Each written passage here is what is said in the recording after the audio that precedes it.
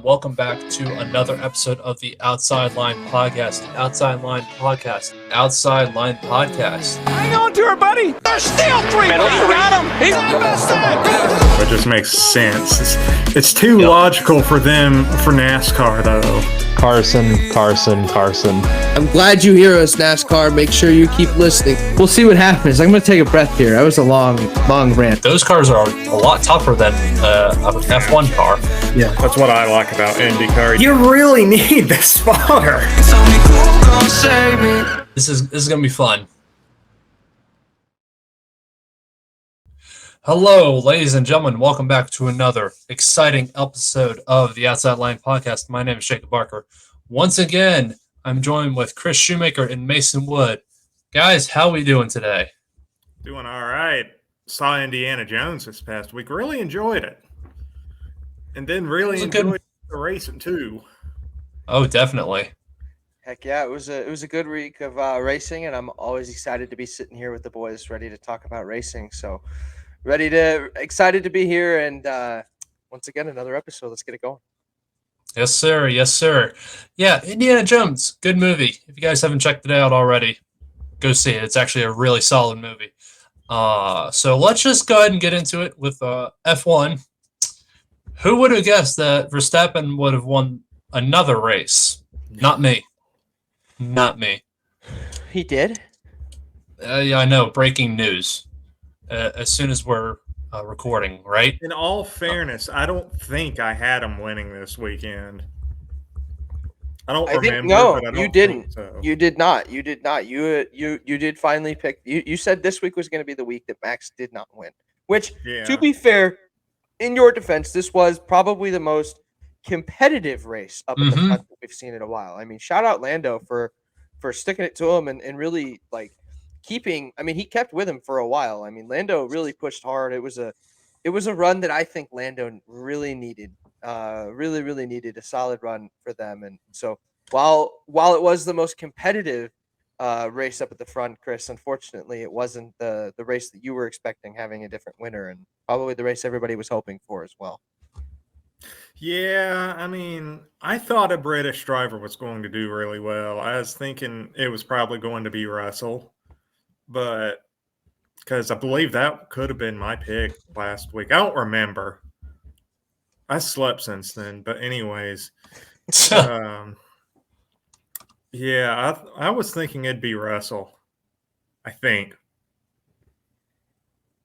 Yeah, I had Verstappen winning, but I'll say one of my big surprises was I don't think, if I remember correctly, I didn't have Lewis on my podium. I said I'd picked Lewis on the podium for the last few weeks, but I didn't want to pick him again, and I didn't want to, I didn't want to quadruple down on Lewis being on the podium, but he once again kind of showed out and had a good week and a good comeback too, because they finished 8th last week. They had a few penalties last week, so a really good comeback week for Lewis there, and a podium finish for him as well. Yeah, and two, let's talk about how great that McLaren looked. The chrome, I absolutely loved it. It was a lot like the 2007, 2008 car, which only thing missing was the red. I would have preferred red instead of orange. Give you some good old throwback vibes. Yeah, and two, I think the orange is kind of gone its course because it's been, 7 years now? I mean, that's just McLaren for you. So you really can't say too much about the orange. Yeah. Not that I'm any better with my orange. Orioles. I think you're a masochist for being an Orioles fan. I might be. You don't know. You don't know me. You don't know my life. You don't know what I've been through. You can't tell me how to live my life. It's like the Bon Jovi song, "It's My Life." To be fair, aren't they like one of the only orange cars on the grid? Is there another orange car? Probably the only orange car. So I guess like in that sense, like they do stand out a little bit, being that only orange car. Because I mean, a lot of the teams have a little bit of red in them, right? Like obviously Ferrari's got the red. Obviously Red Bull has a little bit of red. Obviously they're blue mainly, and then you get like Haas has some red in it. So I guess like in their sense, especially these days, it kind of helps them stand out a little bit. They are the only team wearing orange on the grid, so that might be a factor in why we don't see the orange as much and we see more of the red these days. Or more of the orange and less the red. That's what I meant. We know But what we're talking about. But yeah, all the teams do have red, white, and blue these days. And now they're starting to go with the black, which a lot of I like a little bit of black on the cars. I do, but I think it's mainly because that it's less paint on the car, and the less paint you have, the lighter it is. And I don't like that new thing that they figured out because eventually all the cars are just going to be black. They're going to look like the old testing cars from the early 90s and early 2000s for NASCAR. Just Yeah. a plain old black test car. Yeah, and that then it'll all be boring. So, overall, good day for the British drivers, even with Oscar Piastri, P4. Very unexpected rise to the top for McLaren. You know, real quick, you mentioned Oscar. I want to give Oscar his credit here because he had a rough couple weeks, man. And you know, this definitely could have been a race where we're looking and Lando's sitting in second and Oscar's back in 12th. Like that definitely could have been the race that we had. But Oscar kept with it, and so it's a credit to Piastri because they've had some tough weeks and throughout the season, but he really pulled it together yesterday to kind of keep up with his teammates. So I just wanted to make sure he got his credit because it was one of the best runs and probably the best run he'll have all season if I had to guess. I'm gonna be honest, and this is gonna be a little bit of a hot take, but I don't quite get the hype for Piastri. I never did. I mean, he was good in F2, sure, but And Just his F1, yeah. I mean, I just don't really get it. Maybe I'm missing something. Maybe it's because I'm not European or Australian. Yeah. Just don't know. Am I the only one that feels that way, or? I'm kind of 50-50 on Piastri. I think so am I. He hasn't been super consistent this season, and so I think that's really hurt them. And the biggest thing is he's got one of the best as his teammate in Lando Norris, so that doesn't help. The way he looks. That doesn't help the way he looks either. And so I think it's with some time, I think he'll continue to get better. But I think I say having a teammate like that may not help him, but at the same time, Lando's going to help him out a ton, and I think they're going to get better as time goes on. Just got to give it time.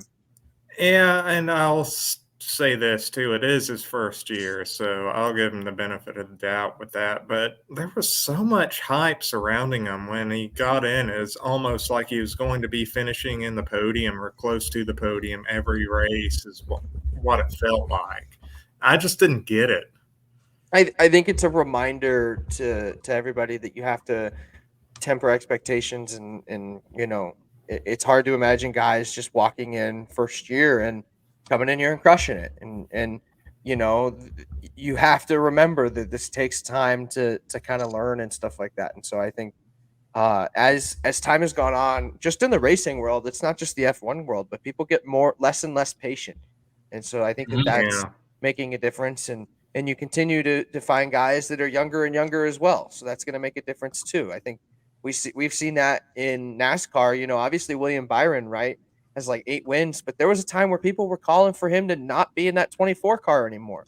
He just needed a little bit of extra time because sometimes it's not like before where guys can get a ride at, they're getting their first opportunity at 28.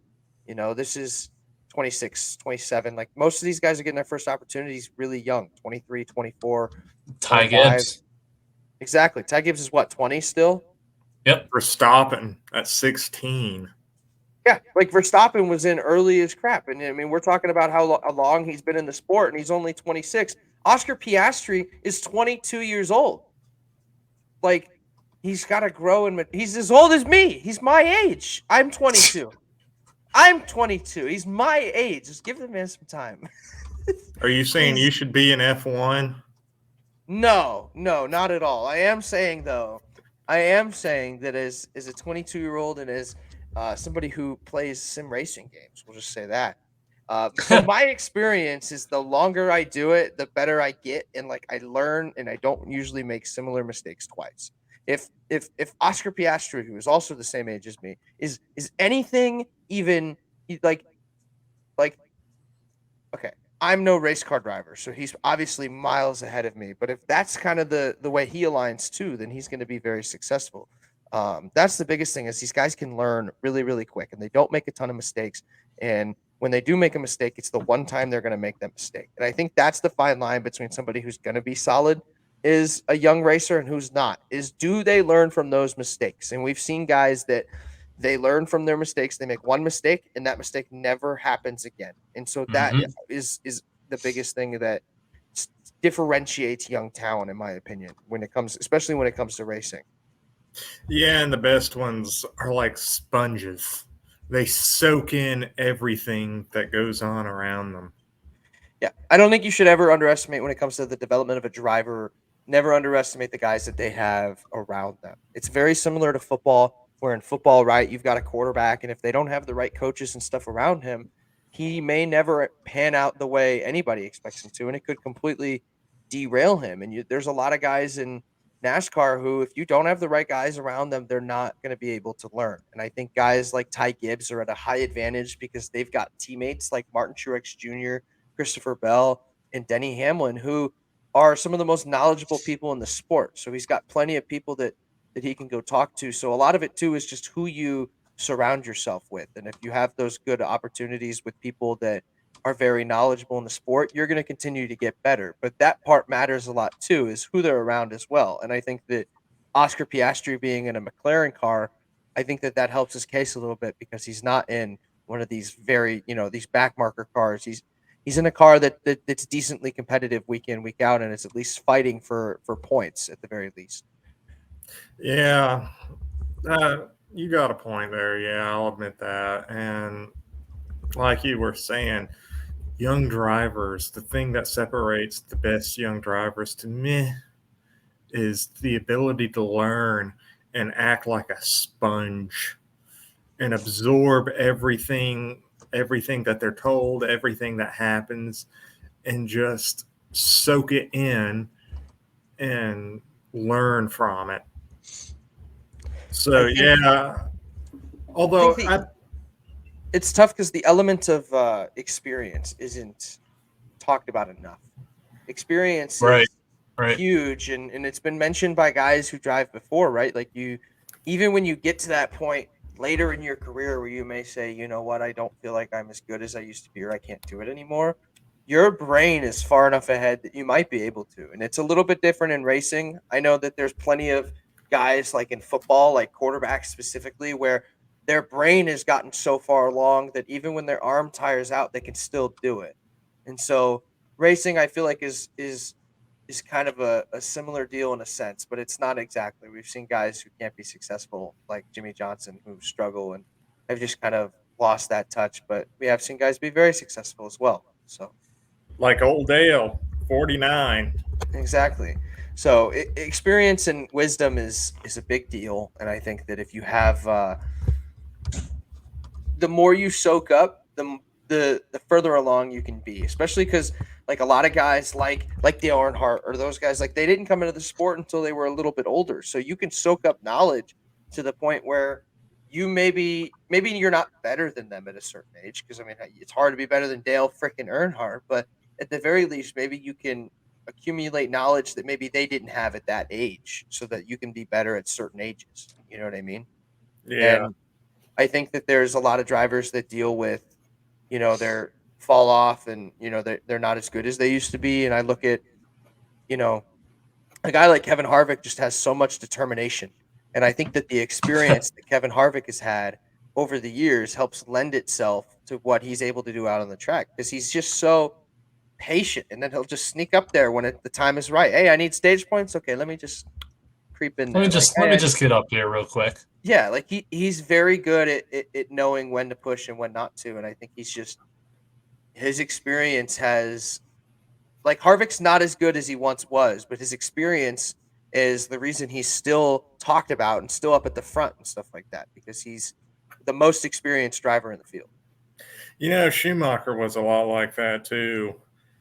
Like, of course, when he was at Mercedes, he didn't quite have a race-winning car, and so he wasn't going to be like his old self too. He was like, I don't know, 40-something, and 4 or 5 years away from winning his last race.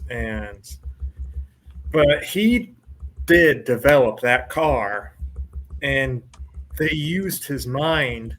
And if you really look at it and look at some of the accounts and listen to people that have worked with him, he's a genius. And, and because of his mind and that experience, he helped develop Nico Rosberg, who won a championship. He helped develop that car, which would win Hamilton championships all those years, and really kind of shape the Mercedes team and help them be successful for the next, I don't know how many years. So, yeah, and Barrichello, I think, was a little bit like that too with Braun, although Braun was successful right from the start. Yeah, definitely. It's just, you just don't know with these younger guys and with the older guys. It's one of those deals where youth versus experience can come into play. Speaking of younger guys, have you heard about Nyck De Vries and Daniel Ricciardo? Yeah, so there's been some hot rumors brewing in the paddock recently with De Vries basically getting the boot after the summer break and Ricciardo taking his place, which to me is terrible.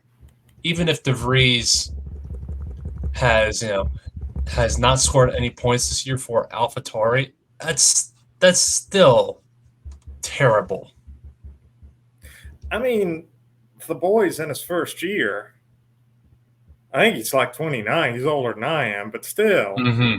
He's in his first year, and give the boy some time to adapt.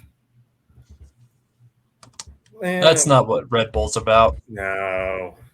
Red Bull is impatient. They're not exactly known for being the, what's the right word? The lenient. Yeah. The most lenient and patient and just generally driver friendly. The most driver friendly team on the grid. Looking at what happened with Harvick, Ricciardo, and Webber. Man, poor Mark Webber. I'm still salty about that. It's been over a decade. Chris holds his grudges very close. So I still have that grudge against Sebastian Vettel. Of course. Of course. So last week, the 2024 F1 calendar was announced, and the biggest few changes that I've noticed is that Japan is the weekend of April 5th to the 7th, which is peak cherry blossom season. And China is back on the schedule for the first time in what will be 5 years. And Qatar is unfortunately still on the schedule. I mean, If I'm not mistaken, that 2020 race at Qatar, that was really boring, wasn't it? Oh, it was. It was awful I don't. because it's a MotoGP track, not a Formula One track. Yeah, and why don't they just go back to Germany, either Nürburgring or Hockenheim? Because Formula One doesn't want to listen to the fans. Because money. That's why. There That are also rumors. I was reading this a couple days ago that they're wanting to get South Africa on the schedule by really within the next 4 years. Yeah, I had been reading that a little bit too. I had done some research on that recently, and it looks like that they want to have it done, and it just unfortunately the contracts haven't worked out. It was something they had talked about for this year's schedule, and it just didn't work out. So it's possible maybe we see it next year, but I think that for them it's very important to be that world championship, and you want to have all the continents on there. So I think that they think about that, and I think that fact is very important. So I'd love to see them go back to South Africa. I think it'd be a great idea. Yeah, totally. And like you say, it's a world championship that needs all 6 continents. And right now we're racing on 5. Yep. Well, and you don't forget about the Antarctic Grand Prix. I know they're working hard on That's that true as well. too. Yeah, they're gonna get that. Hopefully, we get the Antarctic Grand Prix by the end of 2025. Maybe we'll see it put on the schedule. Who knows, man? all jokes aside, Yeah, we the got one the thing new that is ice tires. yeah, or the chain tires. But all jokes aside, the one thing that is not a joke is Max Verstappen's lead in the Formula One championship. Currently has a 99 point lead over Checo for the F1 Drivers World Championship. I saw a stat, I think it was yesterday. Even if Verstappen doesn't win another race throughout the rest of the year, if he only finishes second in every race for the rest of the year, he will still win the championship. Yeah, I also saw something really interesting too. I believe Martin Brundle said it. I haven't run through the numbers or anything, but he said even if Perez wasn't scoring any points, Verstappen would be leading the Constructors' Championship too, single-handedly. Which I hope that the FIA does something about that. Although there's something to be said too about them F1 telling the other teams to get good.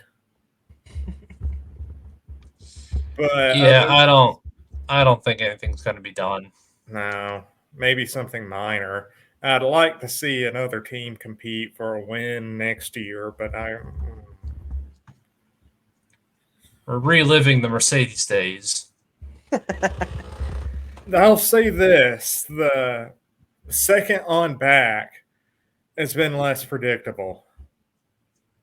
Like, at least during the Mercedes days, it was always going to be Hamilton, Bottas, Verstappen every race. And at least we were getting several people on the podium. That's true. That is definitely true. So, much like Verstappen is dominating the Formula One World Championship, over in North America, Alex Palou is dominating IndyCar right now.